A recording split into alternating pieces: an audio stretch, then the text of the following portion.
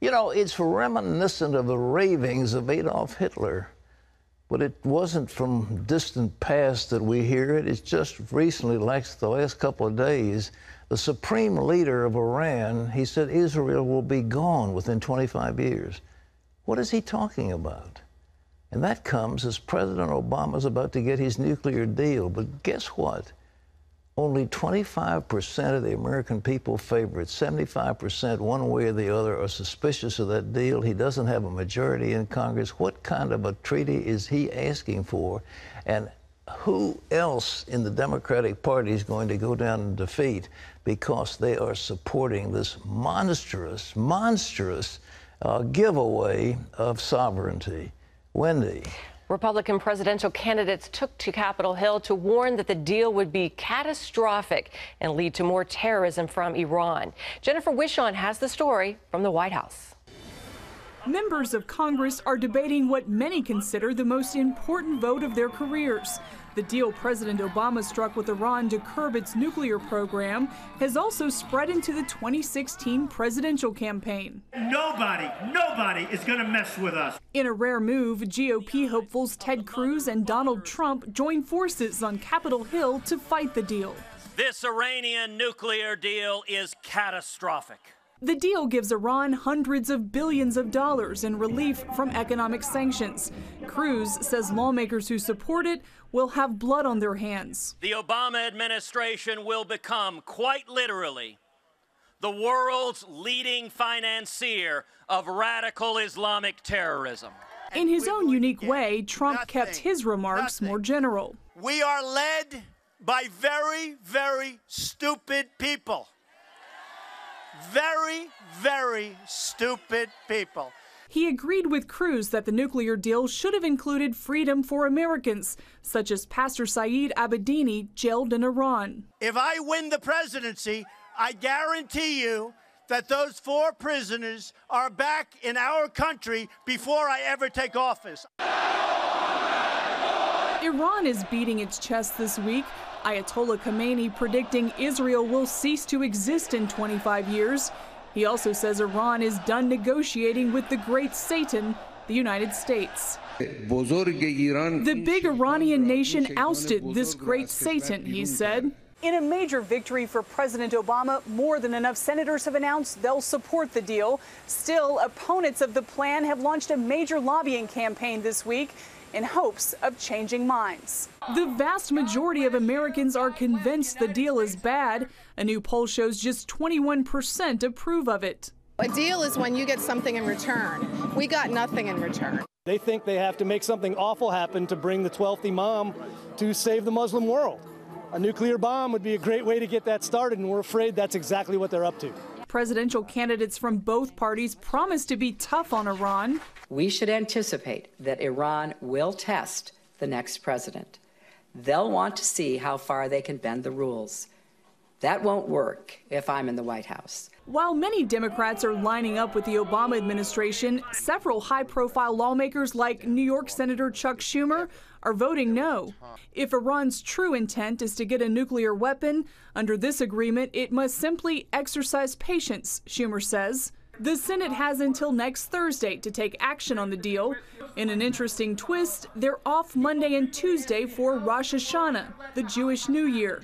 The world will be waiting to see if that break makes an impact. Jennifer Wishon, CBN News, Washington. It's unbelievable, ladies and gentlemen, simply unbelievable. Can you imagine to start a World War II if we decided we wanted to send Lend-Lease supplies to Adolf Hitler to help him in his genocide against the Jewish people and then his war against Britain? Can you imagine what would happen? Well, that's what's happening here. At least $100 billion, maybe more, $150 billion, we're not sure, of, sanctioned assets are being set free. I mean, that's cash money into their hands. What are we doing? Well, I wonder, with Rosh Hashanah coming up, do you suppose Israel might decide their survival is at stake? They've been warned now by the Ayatollahs that they're going to be destroyed. There's no question about it. It's unmistakable that Iran decides they want to destroy Israel. Well, they have Hezbollah in the north, in Lebanon. They have Hamas in Gaza and other parts. They have the Muslim Brotherhood that's probably along the way. They have tremendous assets. They have nuclear delivery mechanisms that they have been developing. And all they lack is a little bit of plutonium to finish off a bomb, and that won't take very long to do. It just may be that Israel is going to do a preemptive strike. I wouldn't blame them. It's time to do it. Obviously, Obama has gone against them. We used to be the friend of Israel. We were the protector of Israel. Now we have a man who was trained as a Muslim who is an enemy of Israel, and he is in charge of the United States. It's not that he's stupid. It is that he has an agenda that is contrary to what we used to think of as, quote, the American way. And, well, that's just the way it is, ladies and gentlemen, but I wouldn't blame Israel in one bit if they decided to defend themselves while there's still a chance to knock out some of those centrifuges in Natanz or some other place where the Iranians have hidden them. Well, in other news, the brutal killers of ISIS are following in the footsteps of the Nazis, carrying out a deadly genocide, this time against Christians. Ephraim Graham has that story from the CBN newsroom. Here's Ephraim. Pat, after the Holocaust, the world said never again, but a group of religious freedom fighters says the world is indeed letting genocide happen again. Paul Strand has this report on their call to fight back.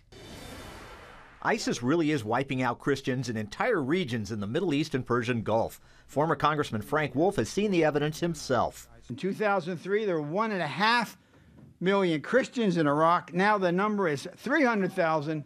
And ISIS declares it won't stop there. It'll bring this purging to the West.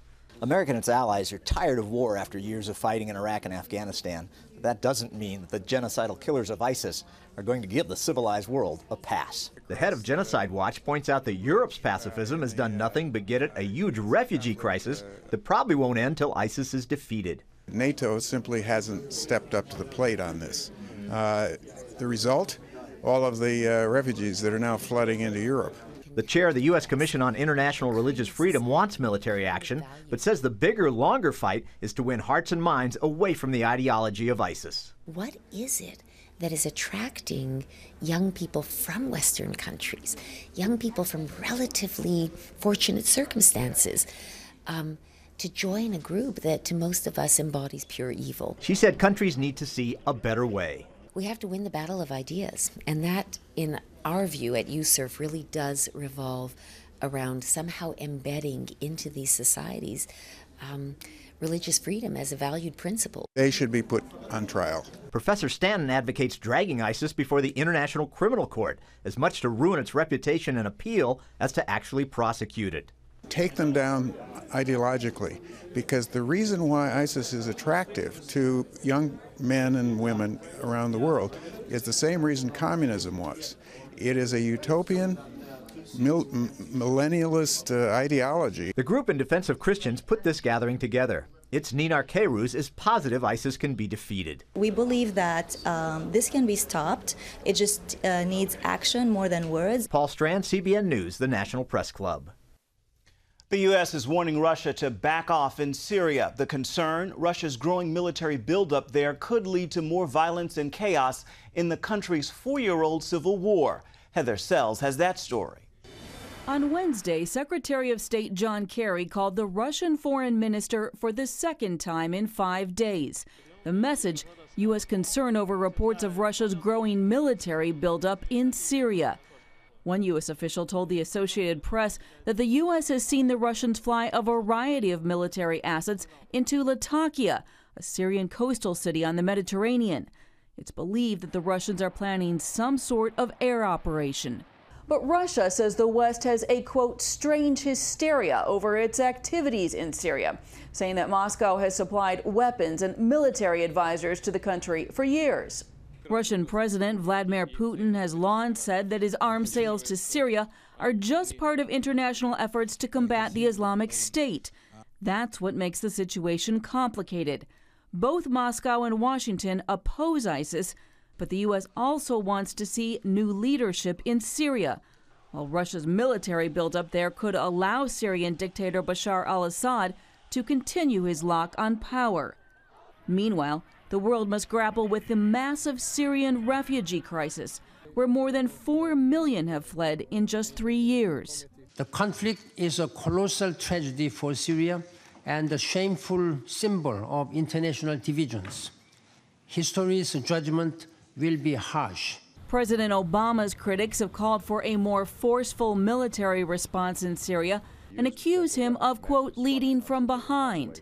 The current crisis before us is not a migrant issue, said Senator John McCain this week. It's a mass exodus of refugees who are fleeing conflicts that this administration has refused to address for years. Heather Sells, CBN News. Pat, your thoughts on that? Well, you wonder how long, we wring our hands. Senator McCain wrings his hands. There has to be a strategy that can rein in the president and force action. But he is the commander-in-chief, and we put him in there. The United States electorate put that man in office, and he doesn't know what he's doing. And if he does, it is the wrong thing that he wants to do. But something's got to be done in Syria. It's an open sore. And let me tell you, Vladimir Putin is a great man at bluffing. He doesn't have much money. He doesn't have a very strong economy. He doesn't have a very strong nation. A great deal of Russia is third world poverty stricken. And yet he's bluffing. And we refuse to call his bluff. If we put forces into the Ukraine, which we have not actually done, if we put forces into the Baltic, which we haven't done, maybe a few airplanes, but we haven't really put serious troops into that area.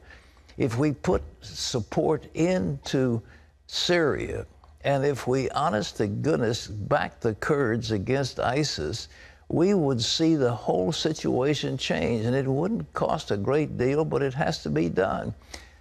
Either we're going to, as the nation, take on our role as the leading power of the free world, or else we will surrender to the forces of chaos and anarchy and to dictatorship, totalitarians such as the Russians. It's going to happen. Now, whichever way it is, but we have a president who absolutely refuses to act. And they make all this stuff and say, well, don't you dare go into Syria. And then the Russians laugh at us because we refuse to take any serious action. And we're scared of the Poles and the progressives and all these people who make up the core of the opposition. And you just say, what in the world are we letting happen? We will wake up one day and we will give to our children and grandchildren a much different world than what was given to us. And we owe it to the future generations to preserve freedom. And if we don't do it, it will be responsibility on our shoulders, and we'll have to pay the consequences. Ephraim? Pat, Kim Davis is set to return to work Monday. The Kentucky County Clerk was released yesterday after spending 5 days in jail for refusing to issue marriage licenses to same-sex couples. Davis said she couldn't betray her Christian faith, since those licenses would be granted under her authority. A judge ordered Davis not to interfere in any way with her deputy clerks issuing marriage licenses to same-sex couples, but it's not clear whether she will comply with that order. Her attorney says she, quote, will not violate her conscience. Congress has launched an investigation into Planned Parenthood organ harvesting scandal. The long-awaited hearings come after numerous shocking undercover videos. They showed Planned Parenthood officials and their allies talking about the prices for the body parts of aborted babies. The chairman of the House Judiciary Committee says his goal is to protect taxpayers from having their money misused by Planned Parenthood. Planned Parenthood, unlike the undercover reporters, is granted huge amounts of federal funds, making it our business as members of Congress, charged with controlling federal purse strings, to do what we can to ensure federal taxpayer dollars are not contributing to the sorts of horrors reflected in the undercover videos. Witnesses from both sides disagreed over whether Planned Parenthood is breaking federal laws by profiting from the sale of those baby body parts. And Democrats defended the group and called the hearings one-sided. But a Republican congressman on another committee is also investigating the group and says, quote, Planned Parenthood supporters are terrified. Pat? There's going to be an election, but it may be too late. But ladies and gentlemen, they're going to have to come before the electorate to say, we supported Obamacare, which is a disaster. We supported the nuclear deal with Iran, which is a disaster. We supported Planned Parenthood, which is a monstrosity. And that's going to be labeled across their foreheads on every ad that is put up against them by their Republican foes, if the Republicans are smart. But I just wonder, you just say there must be some strategist someplace in the Republican Party. There must be a strategist someplace who is a street fighter, who knows how to go after these guys and make them pay for what they're doing. But it is right now, Obama controls the Justice Department, so they're not going to act on the Lois Lerner types or the emails of Hillary Clinton or anything like that. They're not going to take any action against these people. They're not going to do it. They're not going to take any action against ISIS. They aren't going to do it. They're not going to take any action against Vladimir Putin and what he's doing. They won't do it. And we're going to be helpless and just sitting there twisting in the wind, and the Republicans are losing face with the American people because there's not somebody strong enough to act. And you just say, there's got to be a leader someplace to stand up who's got some smarts, who knows how to do infighting and win.